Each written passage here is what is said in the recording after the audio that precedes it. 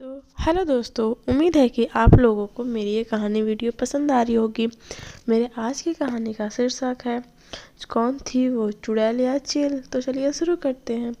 एक समय की बात है, प्रीतमपुरा नामक गांव में एक मनोहर नामक व्यक्ति रहा करता था, जो कि अपनी बेटियों से बहुत प्यार करता रहता था। लेकिन उसकी पत्नी को बेटियां बिल्कुल ही पसंद नहीं थी। वो हमेशा कहती थी कि काश इसकी जगह पे 2 बेटे पैदा हुए रहते तो हमारा काम में कितना मदद करते, इन्हें तो दिन भर घर में बैठा के रखना पड़ता है। अगर हमारे 2 बेटे होते तो हम दोनों उन्हें काम पे भेजते, 4 पैसा आता और हम लोग कितनी खुशी से अपना जीवन व्यतीत करते रहते। लेकिन इन्हें तो बस शादी करके विदा करना होगा हमें, उसमें भी पैसे लगेंगे, हमारे ही पैसे लगेंगे। इससे उसके पति को, मनोहर को, बहुत दुख होता था कि ये हमेशा ये क्यों बोलती रहती है, मेरे बेटियों पे इसका कितना प्रभाव पड़ेगा। मैं अपनी बेटियों को शादी थोड़ी करने वाला हूँ, मैं तो अपनी बेटियों को पढ़ा लिखा के अच्छा खासा नौकरी बनवाऊँगा, कलेक्टर बनाऊँगा, तब जाके मेरे दिल को, मेरी आत्मा को शांति मिलेगी, तब जाके मैं चैन से मर सकूँगा। और वो ये दिन भर सोच के दोगुना मेहनत करता कि मेरी बेटी के पढ़ाई में बिल्कुल भी कमी ना रह जाए। और दूसरी तरफ उसकी पत्नी अपनी दोनों बेटियों को सोचती थी कि ये पढ़ लिख कर क्या कर लेंगे, ना कुछ इस सब चक्कर में ना कभी वो लोग खाना बनाई, ना कुछ की।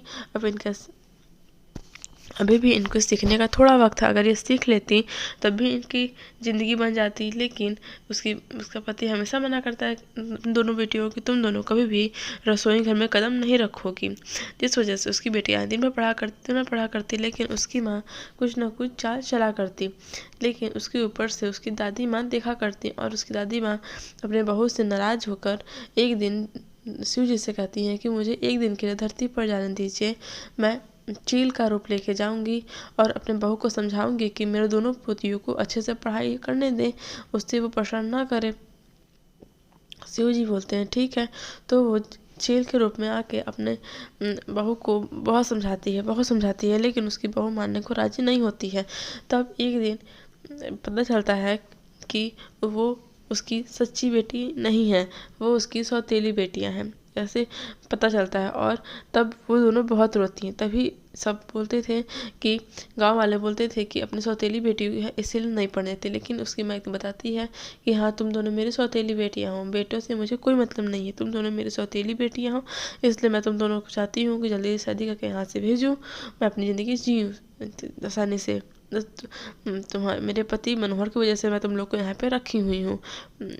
और यह बोलते हैं उन दोनों बेटियों को बहुत बुरा लगता है और दोनों रोने लगती हैं। तभी उसकी सच्ची माँ चुड़ैल के रूप में पृथ्वी पर आकर समझाती हैं उसको कि किसी मेरी बेटी हो या तुम्हारी बेटी हो, तुम्हें इन दोनों का अच्छे से ख्याल रखना होगा और उन्हें जैसा भी मनोहर चाहता है उसे करने दो। अगर मेरी दोनों बेटियां पढ़ लिख के कोई अच्छा तुम्हारे ही काम आएंगी। मैं तो इस दुनिया से बहुत पहले ही जा चुकी हूँ। इस पर उसकी माँ का थोड़ा सा बुद्धि खुलता है और अपनी दोनों बेटियों को वो फिर पढ़ने देती है। और फिर मनोहर भी अपनी बेटी को हंसी खुशी पढ़ने देता है।